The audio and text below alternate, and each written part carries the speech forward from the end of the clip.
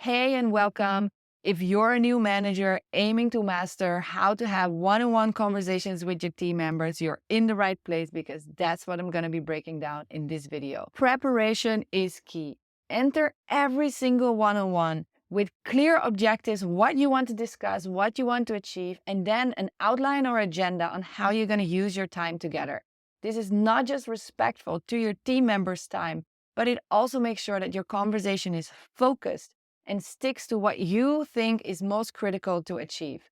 Now, that doesn't necessarily need to take hours and hours of your time, but just sit down for 10 minutes, reflect on your previous conversation, where this person is at, and then think, what do I think is most helpful for the two of us to discuss? Then as you enter the discussion, make sure you also ask your team member, what do you need out of this conversation? What do you need from me? What should we discuss that is most helpful to you? Active listening is so important during these one-on-one conversations. Yes, you need to be prepared. Yes, you need to have an agenda. And then, yes, you need to be ready to release that agenda. Ask your team member, what do they need most? What is on their mind? Then value their input. Practice active listening. Encourage them to talk more, paraphrase, summarize their points, and ask follow-up questions. Whatever you do, don't practice in your head what you're going to say next. Be comfortable with the silence. Thank them for their contribution and say, I'm going to think about this for a minute. Don't be afraid of the pauses or the silences. Sometimes you just got to wrap your head together once somebody has finished talking. Don't practice your point while they are talking. Just be surprised. Let them take you on a journey in their thought process. Follow up. At the end of the conversation, make sure you summarize the main points that you have discussed and the agreed actions.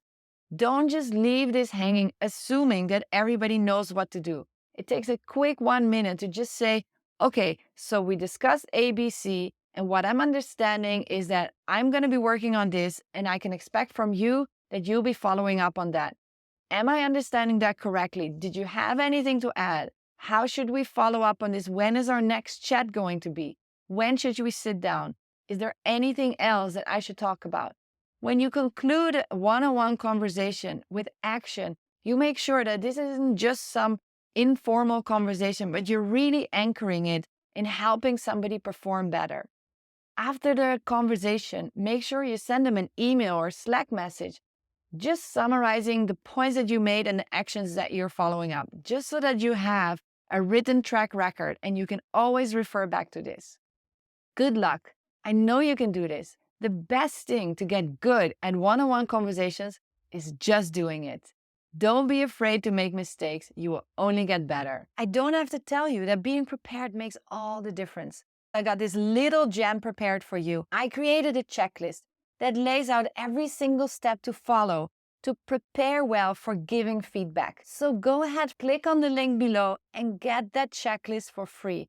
It's going to be so useful to make sure every feedback conversation you show up well prepared. If this video was helpful, please hit like or leave some love in the comments. It really helps us get this video in front of more incredible leaders like yourself. And if you haven't yet, make sure you subscribe. I wouldn't want you to miss any of the videos that I'm going to be sharing here in the future. Thank you so much for being here. Your support means the world.